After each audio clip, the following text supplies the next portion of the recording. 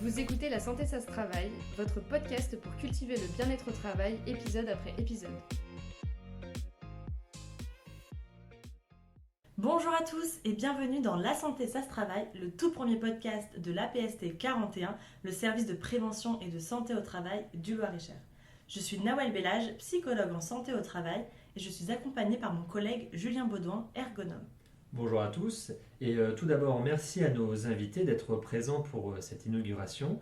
Nous avons le plaisir de recevoir Carole Danovaro, donc directrice de l'APST 41, et monsieur Franck Bataille, président d'Agitis, Loir-et-Cher Tech, mais aussi de la CPME 41 et adhérent au sein de notre service. Alors avant de commencer, il est important pour nous de vous présenter notre volonté dans ce podcast et il est bien évidemment de parler de santé en lien avec le travail en invitant les personnes qui font vivre ce monde du travail. Alors que ce soit des employeurs, des salariés, des représentants ou même des partenaires sociaux. Ce que nous souhaitons, c'est de mettre ces acteurs au centre des débats afin de vous proposer un contenu plutôt pratico-pratique et de vous faire découvrir de nouvelles choses. Tout au long de l'année, vous retrouverez des épisodes sur des thématiques variées, toujours en lien avec l'actualité.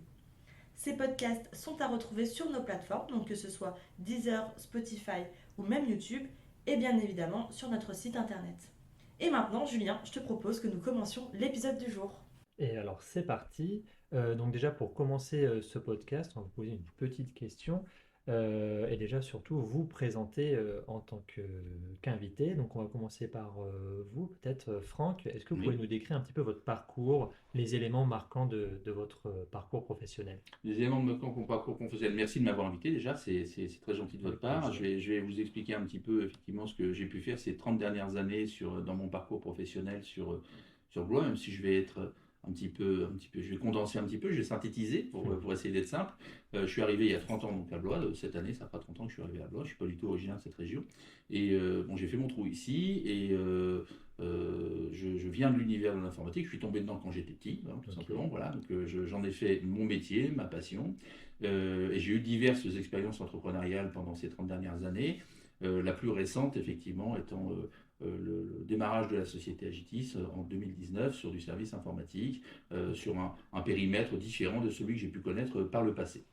Voilà pour ce qui est, on va dire, de mes expériences professionnelles. J'ai aussi des engagements associatifs importants avec, comme vous l'avez dit au départ, l'association de Loir-et-Cher Tech que j'ai cofondée avec quelques fous en 2015 et que je préside actuellement. J'ai aussi repris la présidence de la CPME 41 qui est donc Confédération des petites et moyennes entreprises et qui représente les petites et moyennes entreprises de Loir-et-Cher et justement à ce titre je siège à la PST en tant que secrétaire. Et comme j'avais encore un peu de temps, je suis aussi membre élu de la CCI. Voilà. Mais tout cela, c'est un petit peu, je dirais, un petit peu des choses qui se chevauchent. Le numérique d'un côté, la défense de l'entreprise et du chef d'entreprise de l'autre. Voilà, pour faire simple. Ça va être très intéressant parce que du coup, on a vraiment une grosse expérience et plein, je pense, d'échanges à avoir sur le sujet du jour. Et du coup, il nous reste Carole Danovaro. Est-ce que du coup, vous nous présentez un petit peu votre parcours et aussi les éléments marquants de votre vie professionnelle? Bonjour à tous. Pour commencer, donc bien évidemment, je vais vous parler de mon parcours. Donc, je ne suis pas native du Loir-et-Cher, tout comme Franck. Et moi, je suis arrivée il y a 25 ans. Je suis arrivée en tant qu'ergonome et psychologue du travail. J'ai d'abord œuvré sur quelques missions au sein des ressources humaines et sur une dimension ergonomique. Et puis, j'ai intégré une association qui œuvre toujours au sein du département et de manière remarquable. Il s'agit de Prométhée Loir-et-Cher, où j'ai développé, j'ai mis en place la mission sur le maintien dans l'emploi. Un sujet qui m'était cher et qui m'est toujours très cher aujourd'hui. Qui s'appelait le SAMET, du coup, à l'époque? Non, qui ne s'appelait pas le SAMET, qui s'est nommé le SAMET finalement dans l'histoire, mais après mon arrivée, puisque moi j'y suis arrivée en 97. Voilà, donc j'ai travaillé une dizaine d'années au sein de cette association. Et puis j'ai rejoint l'APSMT à l'époque, l'ancien nom de la PST, la PST 41, la PSMT, en 2005 sur une mission d'ergonome. Ok. On disait pas trop à l'époque qu'on était psychologue du travail. C'était un peu caché. Voilà, ça donc passe. on mettait en avant l'ergonomie, qui était D'accord. très appréciée des équipes, des services et des employeurs, mais on cachait un peu ce côté, cet axe psychologique. Voilà. Donc, au fil des années, donc toutes ces expériences en tant qu'ergonome sur le terrain m'ont apporté une bonne connaissance des entreprises du Loir-et-Cher. Et au fil des années, après avoir porté de nombreux dossiers, développé différents sujets, j'ai été amenée à prendre la direction du service il y a 3 ans. Belle évolution. Voilà, merci. Donc ouais, on va avoir du coup la chance d'avoir deux invités avec des expériences assez diverses, mais toujours très centrées sur le monde du travail, avec une vision, on va dire, plutôt préventeur, service de santé, et une vision très entreprise. Et je pense que ça va être très intéressant. Euh, Première question pour vous. Euh, Est-ce que vous pouvez nous dire, on va commencer pour le coup peut-être par Franck, on va continuer par Franck. À quoi vous pensez quand on vous parle justement de service de santé au travail? Qu'est-ce qui vous vient à l'esprit Ce qui, Directement. ce qui vient à l'esprit, on va dire, c'est ce que j'ai pu connaître, parce que tu as parlé tout à l'heure de l'APSMT, donc, effectivement connu. L'APSMT, pour moi, dans ma tête, c'est la visite médicale. Voilà, D'accord. c'est ce qu'on avait, effectivement, c'était la raison d'être, on va dire, de la boutique. Donc, de faire les visites qui étaient obligatoires tous les ans, tous les 2 ans. Enfin, voilà. C'était vraiment centré sur ça. Et que sur ça, c'est le premier truc qui vient à l'idée généralement du chef d'entreprise en même temps, puisque c'est très ancré dans la tête des gens que au départ, c'est essentiellement ça. Mais maintenant, enfin, plus effectivement les années passent, plus je vois les choses différemment et je les vois aussi comme étant plutôt dans le domaine de la prévention, des risques professionnels, de la formation, de l'adaptation de poste. Enfin, j'ai vu l'APST pour le coup œuvrer sur tellement de choses différentes maintenant depuis ces dernières années que le champ est devenu extrêmement large et je pense qu'il y a beaucoup de choses à faire connaître. Enfin, voilà, donc, moi, je le sais puisque j'ai la chance de voir un peu comment ça se passe de l'intérieur, mais c'est quelque chose qui, à mon avis, gagnerait à être connu, on va dire. Voilà. Donc, sur tout ce qui est sensibilisation, je pense qu'il y a énormément de travail qui est fait.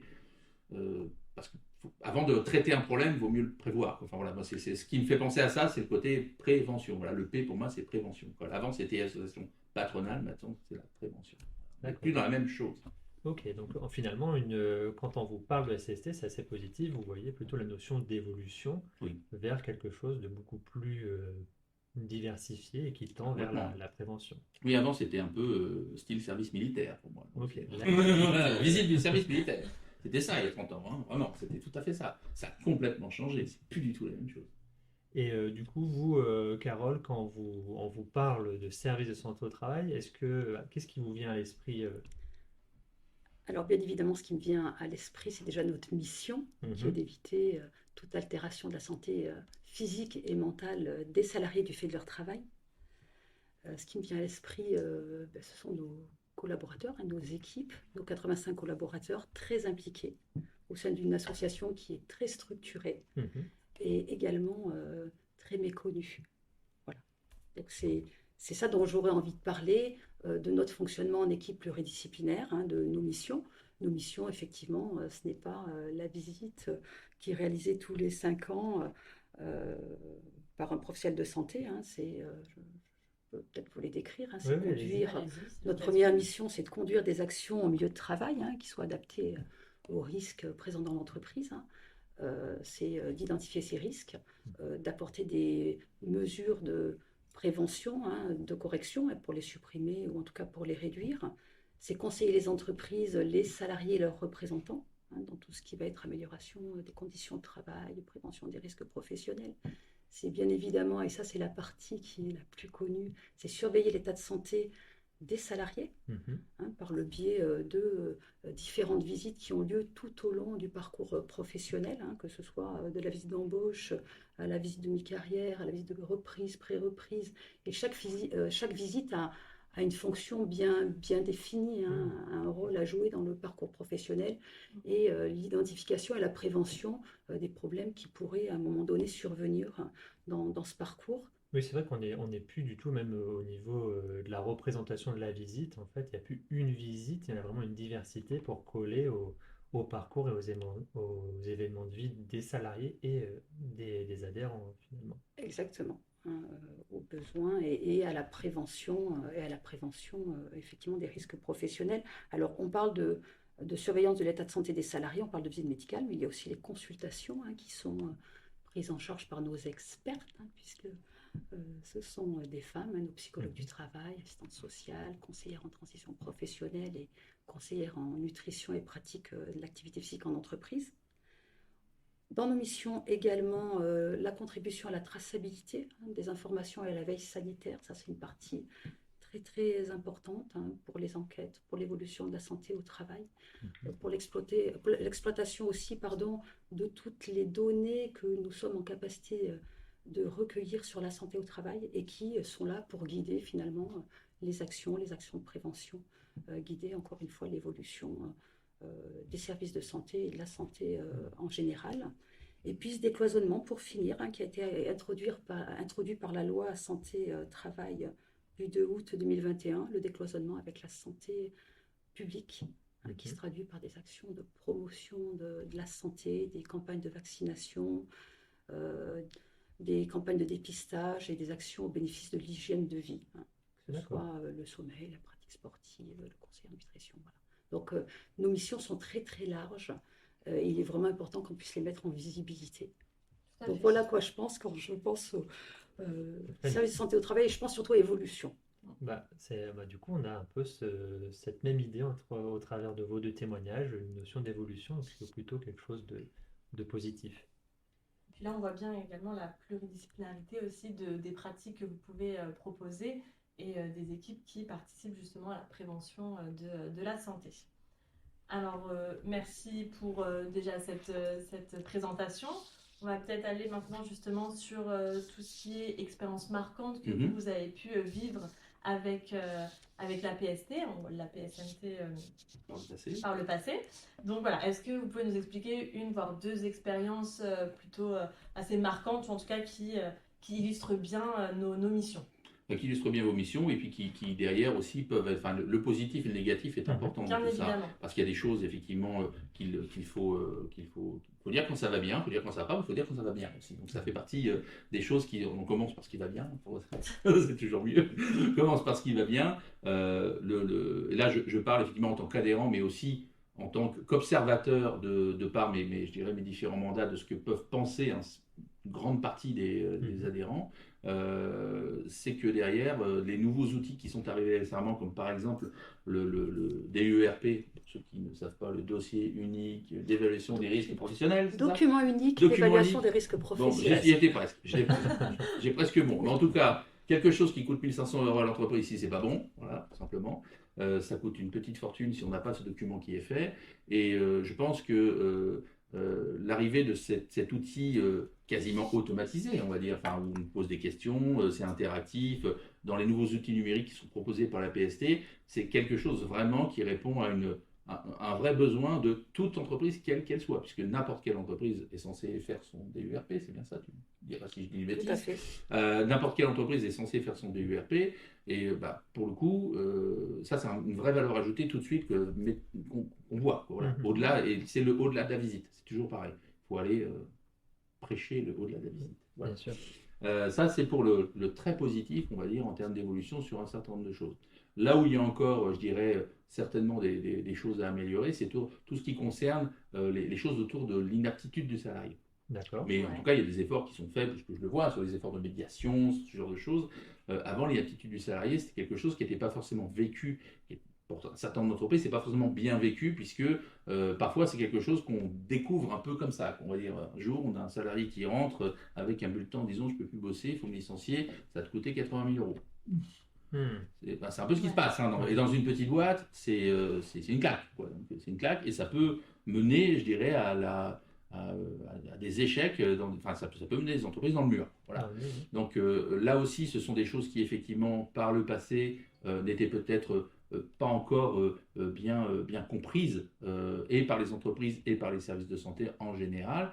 mais je pense qu'il y a beaucoup d'efforts qui ont été faits depuis ces dernières années pour essayer de rapprocher les points de vue et d'entrer plutôt dans de la prévention et de la médiation et de ne pas arriver à ce point de rupture à un moment donné et d'avoir les signaux faibles au départ pour pouvoir éviter ça. Parce que de toute façon, à un moment donné, ça peut être inévitable pour des vraies bonnes raisons. Quelqu'un qui a eu un accident ou un gros problème de santé, de toute façon, enfin voilà, c'est comme ça, c'est un Oui, fait. les événements qui tombent. Mais on a aussi parfois, on a eu des usages, on va dire, plutôt sociaux, on va dire, de gestion sociale avec l'inaptitude qui, à mon sens, n'ont pas vraiment lieu d'être et sur lesquels il faut se parler, quoi. Voilà. Enfin, comme dans tout conflit, il faut se parler, il ne faut pas en arriver à des extrêmes.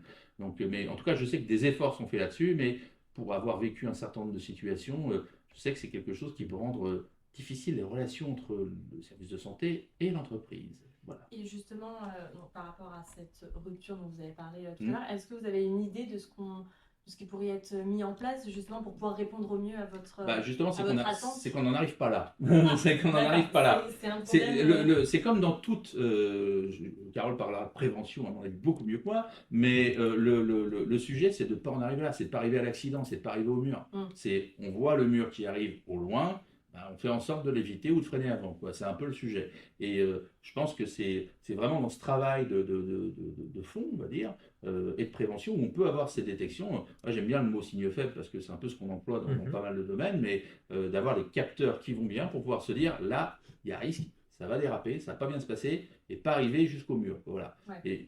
Mais c'est aussi au niveau de l'entreprise de gérer ces choses-là, puisque les problématiques qu'on peut avoir en tant qu'employeur, on a aussi une responsabilité de devoir les gérer. On n'est pas là pour laisser les situations pourrir. C'est pas c'est pas quelque chose qui est positif pour l'entreprise. Voilà. Et du coup, vous, Carole, ça vous fait réagir ce sujet sur les inaptitudes un petit peu Est-ce que vous avez quelque chose à apporter sur ce point? Oui, tout à fait. Alors, déjà, merci Franck d'aborder ce point qui est effectivement au centre de nos préoccupations. Ça me renvoie à une réunion récente qu'on a eue il y a une quinzaine de jours avec des responsables des ressources humaines d'entreprise, où finalement la demande était d'avoir un échange sur la question des inaptitudes, qui ont subi une augmentation très significative ces dernières années, depuis le Covid notamment. Actuellement, un tiers de nos inaptitudes sont liées aux risques psychosociaux. Un tiers sont liés aux maladies chroniques évolutives et un tiers au TMS, très, très schématiquement. Ce qui quand même est très préoccupant, notamment sur le premier risque que j'ai abordé, que j'ai évoqué. Donc déjà, la première des choses, c'est que ce que je dis moi aux entreprises, c'est vos préoccupations sont les nôtres et on y arrivera ensemble. C'est pas nous, au service de santé au travail, seuls, c'est pas les entreprises. Déjà, il faut qu'il y ait une volonté de l'entreprise, du salarié, et effectivement un accompagnement possible par le service de santé et par les partenaires comme Cap Emploi, comme la CARSAT, comme la CEPAM. Mais quand on en est là, quand on est déjà sur la question des restrictions et du maintien dans l'emploi, il est déjà tard et parfois trop tard. D'où l'intérêt d'intervenir bien en amont. Et ça, c'est notre responsabilité à tous et c'est notre métier. Et ce sont ces actions-là qui sont méconnues et sous-utilisées. Notre action dans ce domaine, ça peut être effectivement de faire de la prévention primaire. Sensibiliser, d'informer sur les risques, de traiter les problèmes avant qu'ils arrivent. Ça, c'est un premier pan de nos capacités effectivement d'intervention et de collaboration. Et puis également, nous, on s'appuie beaucoup, et ça renvoie aussi au DURP, sur tout ce qui est innovation technologique et numérique. On a fait le choix, on a pris un virage numérique il y a 5 ans à la PST, et on a fait le choix d'une plateforme évolutive, très dimensionnée, qu'on souhaite utiliser aujourd'hui pour pouvoir faire du repérage précoce, effectivement identifié, on emploie le vocabulaire. Ces signaux faibles. Travailler sur ces signaux faibles, et pour le coup, Julien est très impliqué dans ce sujet, pour pouvoir intervenir en amont même de l'arrêt de travail. Donc ça, on est vraiment très très concernés, et ce sont des choses qui sont aussi portées et travaillées au niveau du plan régional santé-travail en région. Voilà. Et puis également, j'en profite pour vous parler de la cellule prévention de la désinsertion professionnelle qui a été mise en place il y a déjà quelques mois au sein de notre service, qui est pluridisciplinaire, qui réunit médecins du travail, ergonomes, psychologues, assistantes sociales, infirmières du travail et aussi une coordinatrice administrative.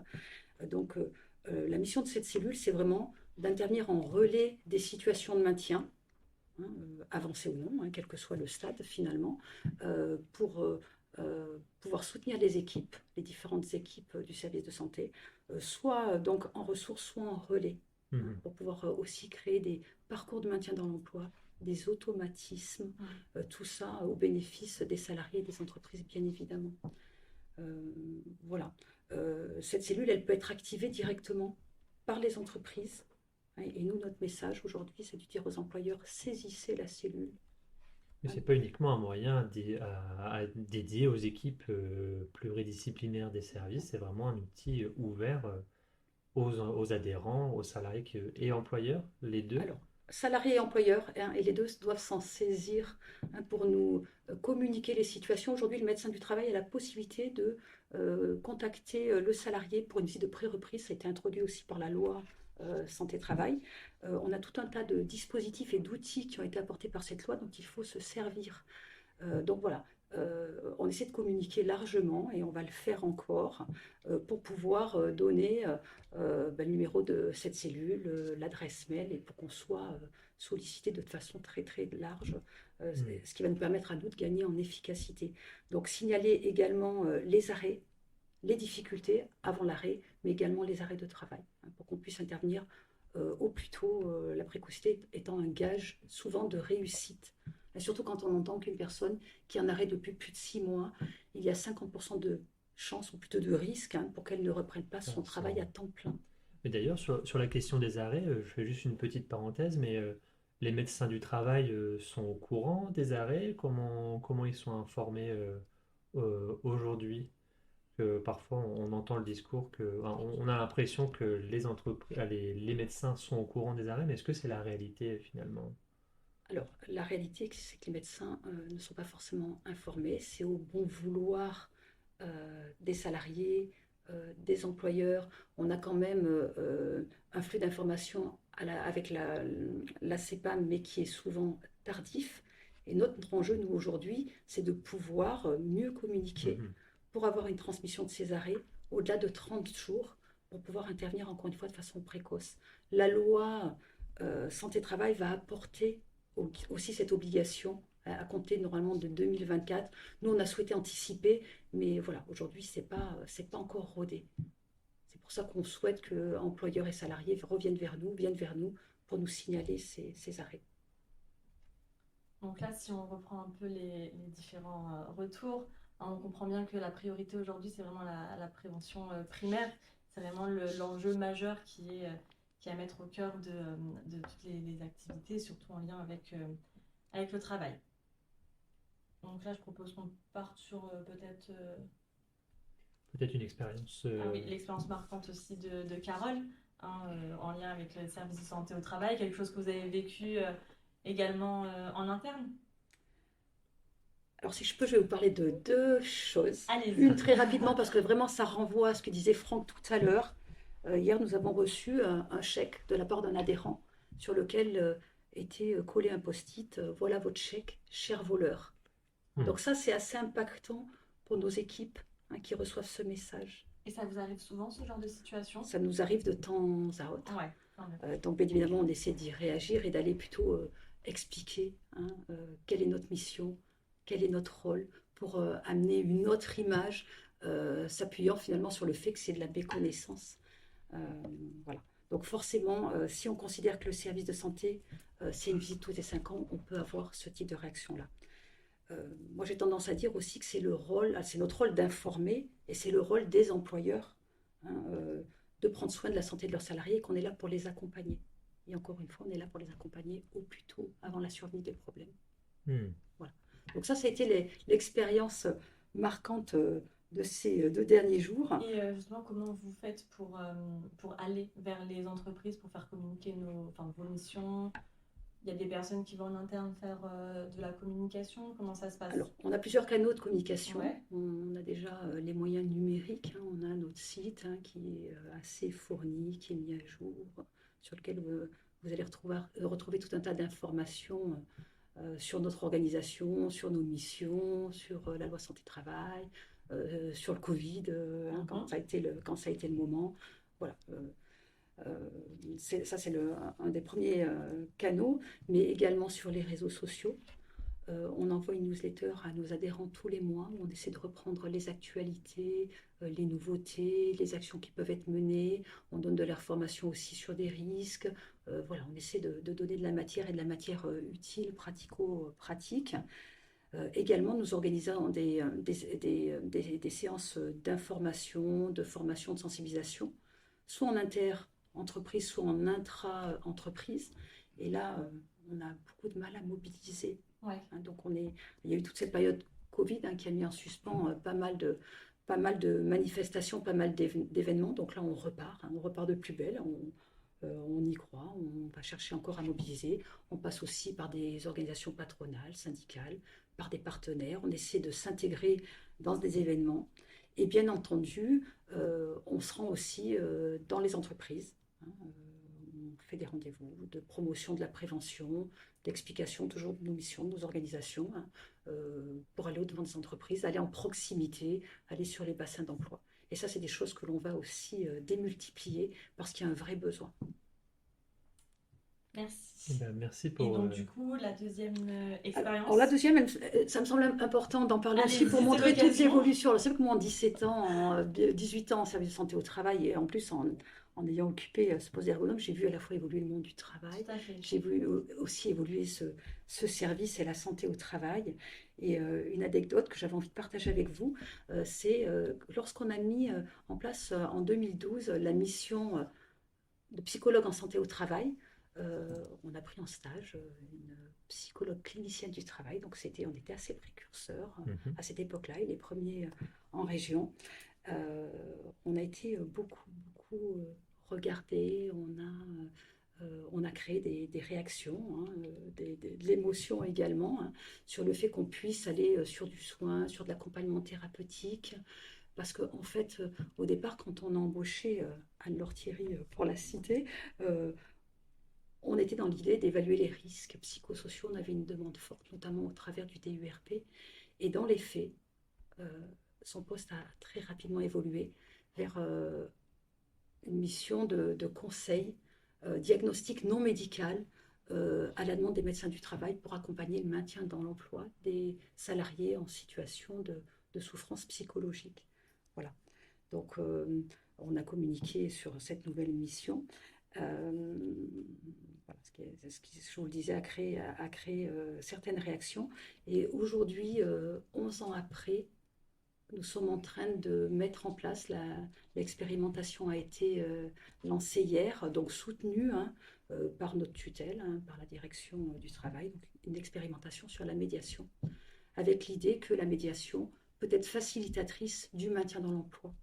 Voilà, donc c'est une expérimentation qui va durer sur 2 ans, en partenariat avec des médiateurs confirmés, professionnels.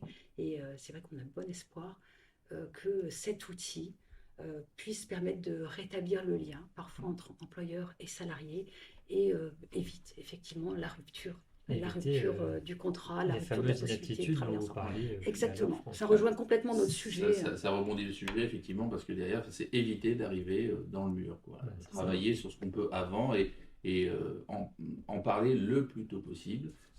Après, il faut que tu parlais de communication tout à l'heure, c'est là le vrai sujet, c'est de faire comprendre aussi aux entreprises que le service est là pour eux. Qui peuvent l'appeler n'importe quand pour ce genre de choses. C'est pas un réflexe naturel pour un chef d'entreprise de dire c'est le bazar chez moi, venez m'aider. C'est cauchemar en cuisine, c'est pas comme ça. Enfin, ça marche pas de cette manière-là. On n'est pas à la télévision, on est dans le vrai, et dans la vraie vie, les gens ne veulent pas parler de leurs problèmes. Ils aiment bien régler leurs problèmes chez eux, surtout dans les petites entreprises. Ils n'ont pas envie d'aller. Parce que le premier réflexe d'un patron d'entreprise, ça va être de se dire ils vont venir chez moi, ils vont me trouver des trucs, ils vont me dire ci, ils vont me dire ça, ils vont derrière, je vais mettre le doigt et je vais laisser jusqu'au coude. En gros, ça va être très compliqué. Je vais mettre le doigt dans un engrenage que je ne maîtriserai pas.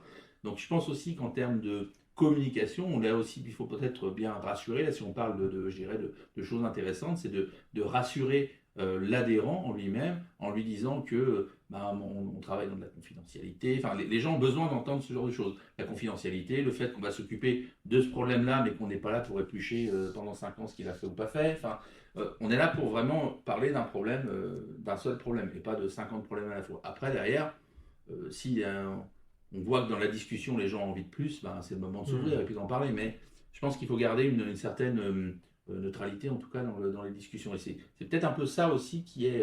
c'est un challenge, on va dire, dans l'échange qu'on peut avoir avec les chefs d'entreprise, où il y a une forme de défiance qui existe, parce que même si c'est l'institution en elle-même est une association, les adhérents, ce sont des chefs d'entreprise, et elle est dirigée par des chefs d'entreprise mandataires, et des mandataires qui viennent aussi des syndicats de salariés, enfin c'est une instance paritaire. Il y a une forme je dirais, de défiance naturelle envers l'organisme. Mais bon, ça après, c'est aussi des années de travail pour expliquer aux gens dans tous les domaines. De toute façon, c'est pas nouveau. Et c'est là qu'on voit peut-être l'enjeu aussi de la prévention primaire, parce que c'est justement intervenir en amont qu'il y ait ces problèmes qu'on n'aime pas montrer aux autres et qu'on essaie de régler en interne. La prévention primaire, c'est peut-être une des clés aussi pour créer ce lien entre entreprise et services de santé, entre autres. Donc il y a un véritable enjeu sur ce point. Oui. Oui, je voudrais également rebondir. Effectivement, la prévention primaire, il faut qu'on montre aussi que nous, on est acteurs proactifs et qu'on est vraiment dans l'amélioration continue des conditions de travail, de la santé au travail, et aussi qu'on est en capacité d'apporter à chaque adhérent, selon sa taille, selon son secteur d'activité, selon sa population salariée, la solution sur mesure. Et c'est vraiment ça notre enjeu, nous, en tant que service de santé au travail. Et c'est comme ça qu'on pourra aussi, j'espère, gagner la confiance en allant au-devant des entreprises par des actions de communication, d'échange et de compréhension finalement des contraintes des uns et des autres et du fonctionnement des uns et des autres. Mais je m'étais noté ça dans mes notes, de rebond sur la communication, effectivement, métier qui doit être plutôt vertical pour moi.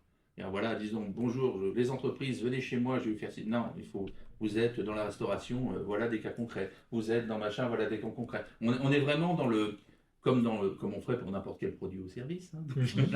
C'est net, mais c'est ça, c'est du design de service. Voilà. On fait le design de service et on dit, voilà, on a des personas, on a des clients, ils veulent ça, j'ai un cuisinier, j'ai machin, j'ai truc, j'ai bidule, j'ai plusieurs métiers.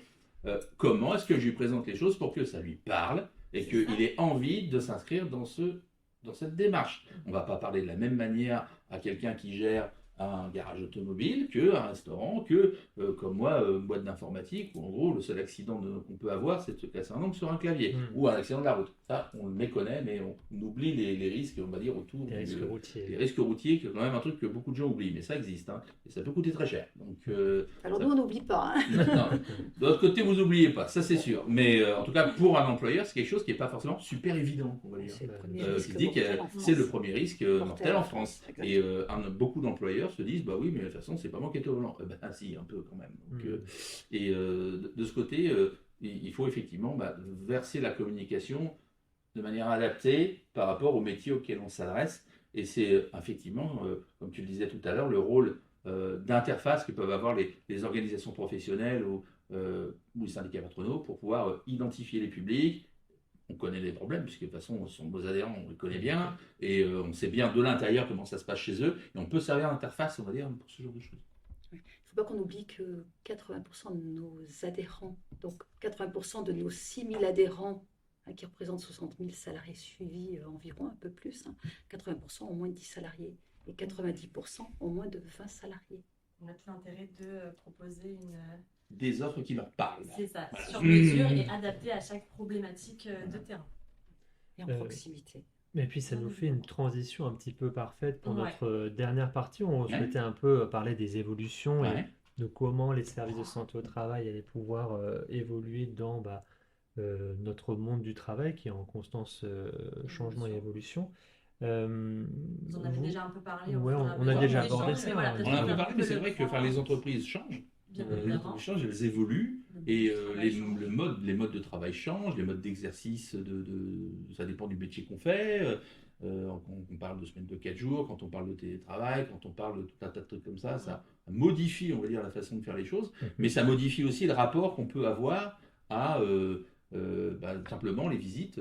Si on n'a que 4 jours de travail et qu'on a une visite cette semaine-là, si effectivement la programmation se fait de manière idéale et que le timing est parfait, ça ne posera pas de problème. Ça sera encore plus irritant pour un employeur si derrière, ça se passe pas forcément comme prévu en termes de timing, parce que comme le salarié est à 4 jours, si en plus on lui ampute un temps important, ça sera d'autant plus irritant. Voilà, enfin, tout ça, ce sont des évolutions qu'il faut prendre en considération, je pense, parce que c'est des évolutions que les entreprises soit choisissent, soit subissent.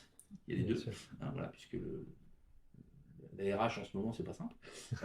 Donc on les subit plutôt qu'on les choisit en règle générale. Et pour le coup, je pense que ça peut aussi impacter l'organisation.